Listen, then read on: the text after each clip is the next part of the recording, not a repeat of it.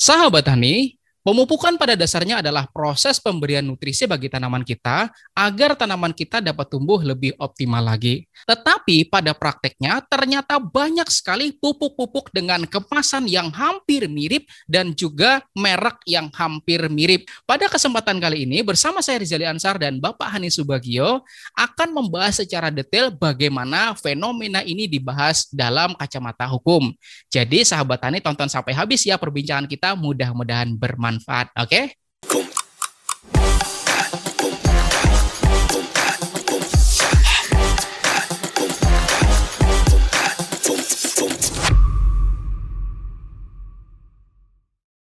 Nah, sahabat Tani semua, bersama kita semua sudah hadir Bapak Hani Subagio, seorang praktisi di bidang hukum dan juga seorang dosen ilmu hukum ya Pak Hani. Nah, Assalamualaikum Pak Ya. Hani. Waalaikumsalam Pak Rizal dan Nah, sahabat Tani semua. oke. Senang bisa bertemu. Nah, sahabat Tani semuanya, kita tuh sebetulnya udah lama banget pengen mendiskusikan soal bagaimana fenomena tentang pupuk yang kemasannya itu hampir mirip dan juga yang mereknya itu hampir mirip. Tetapi karena mungkin kesibukannya Pak Hani juga menyelesaikan S3 ya Pak Hani. Ya, Alhamdulillah udah selesai ya mohon S3-nya. maaf baru bisa bergabung. Mudah-mudahan saya juga bisa nyusul ya Pak Hani, amin. Alhamdulillah. Nah, dan pada kesempatan kali ini baru kita kesampaian ya sahabat Tani membahas bagaimana fenomena yang luar biasa ini ya sahabat Tani. Mudah-mudahan ini nanti bisa jadi referensi buat sahabat Tani bagaimana kelanjutannya dengan pupuk-pupuk yang kemasannya itu mirip gini ya sahabat Tani. Nah, langsung saja nih Pak Hani. Nah, jadi gini ya Pak Hani, ada pupuk merek tertentu dan pupuk ini sudah dikenal oleh masyarakat. Tetapi karena langkanya keberadaan pupuk tersebut mengakibatkan masyarakat coba-coba mencari alternatif pupuk-pupuk yang lain. Ternyata ada pupuk yang katanya mirip dengan pupuk itu dan kemasannya juga mirip. Akhirnya banyak sekali masyarakat yang kebeli pupuk itu. Dan setelah itu selang beberapa hari kemudian tiba-tiba banyak banget yang ngeluh ke saya, katanya reaksinya dalam 13 hari kemudian nggak ada reaksi katanya. Setelah saya coba cek, ternyata kandungan pupuk yang mirip dengan kemasan pupuk yang sudah dikenal masyarakat itu isinya jauh berbeda, bahkan bukan zat yang dimaksud gitu loh Pak Hani. Nah, gimana sih Pak Hani dari kacamata hukum memandang fenomena yang seperti ini? Baik, terima kasih Pak Rizali dan teman-teman sahabat Tani. Menarik ya melihat perkembangan bisnis terutama ya. Adanya peluang usaha yang kemudian ingin jalan pintas supaya produknya laku, kemudian menggunakan merek-merek yang hampir sama atau sama gitu ya. Nah, hal ini membingungkan para konsumen termasuk petani. Untuk menyiasati demikian, kita harus tahu sebenarnya apa sih merek gitu ya. Merek itu menurut definisinya adalah berupa bisa gambar, bisa huruf, bisa angka, warna, bisa nama orang dan lain sebagainya, di mana merek itu dilindungi kepada orang yang memiliki merek ya. Orang menciptakan merek oleh Undang-Undang Nomor 20 Tahun 2016 itu diberikan perlindungan. Tidak boleh sampai ada orang yang meniru, tidak boleh menjiplak itu. Wah, ancaman hukuman bahkan dendanya tinggi ya sampai 5 miliar atau misalnya denda maksimalnya 5 tahun penjara.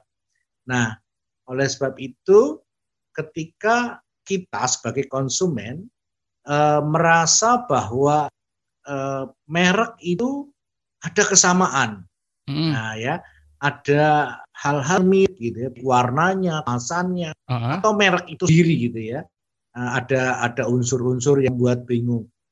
Nah, maka konsumen bisa mengajukan keberatan. Nah, ke lembaga perlindungan konsumen. Pak, boleh nggak kalau kita menggugat perusahaan itu? Nah, yang boleh menggugat karena ini ada delik aduan adalah pihak pemilik merek. Ya. Pemilik jadi merek kalau tadi berarti gitu ya. Perusahaan pupuk itu yang bisa mengajukan gugatan. Jadi tidak bisa orang per orang, tapi kita bisa mengajukan keberatan melalui mungkin langsung ke perusahaan.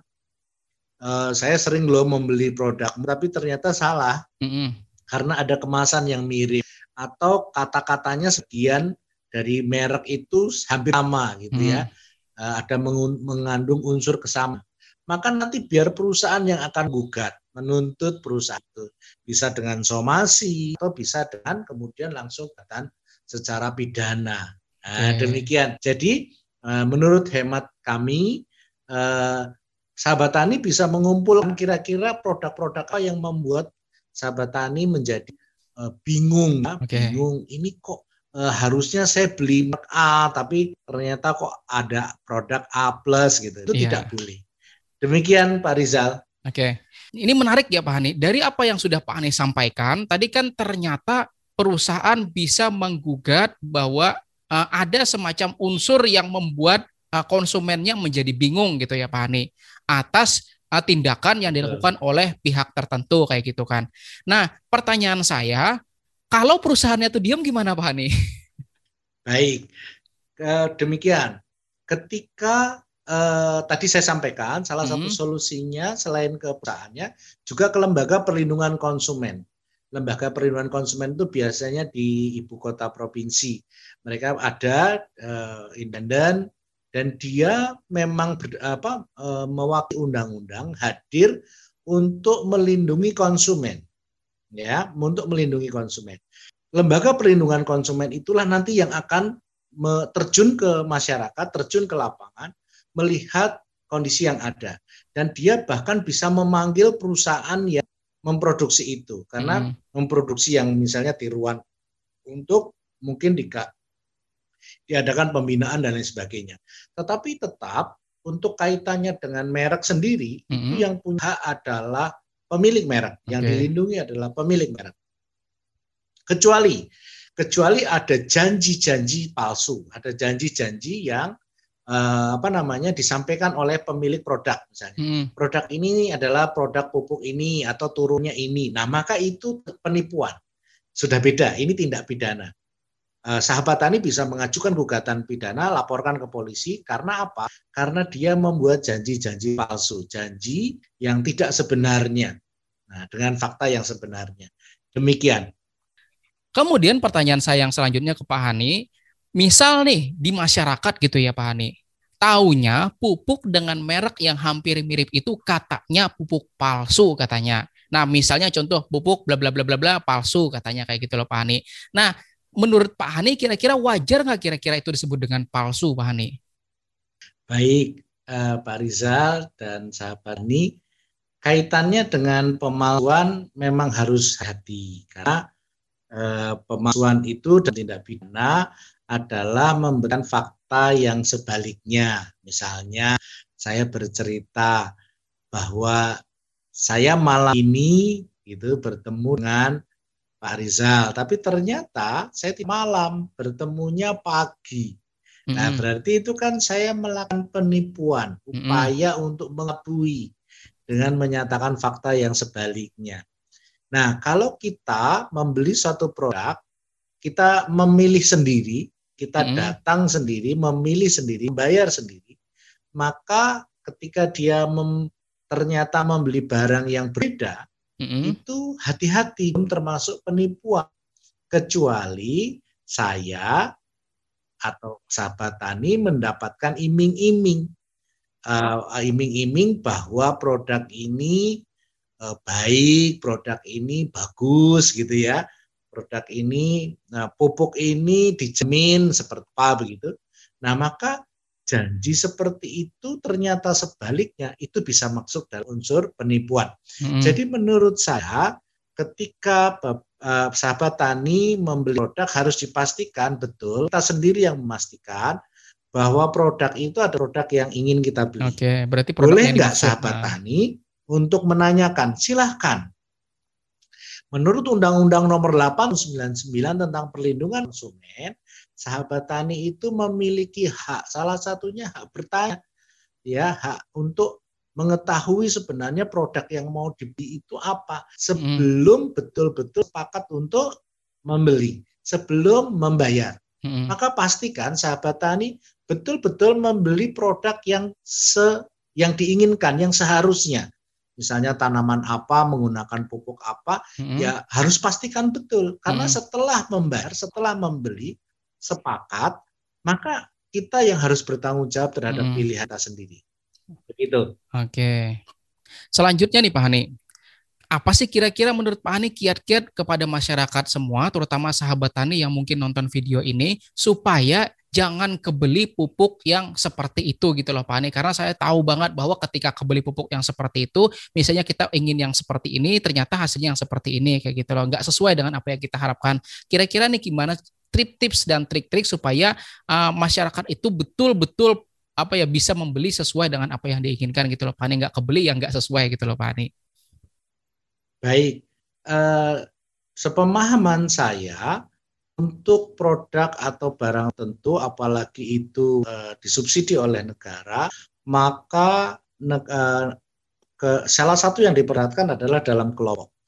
Maka penting dan sangat perlu sahabat tani selalulah bekerja dalam kelompok, gitu ya, kerja dalam kelompok, sehingga informasi, data itu bisa terus berlangsung, bisa dapat pengetahuannya bisa didapatkan. Yang kedua, di wilayah sudah ada penyuluh pertanian, ada petugas yang ditugaskan untuk itu mendampingi Bapak Ibu sekalian.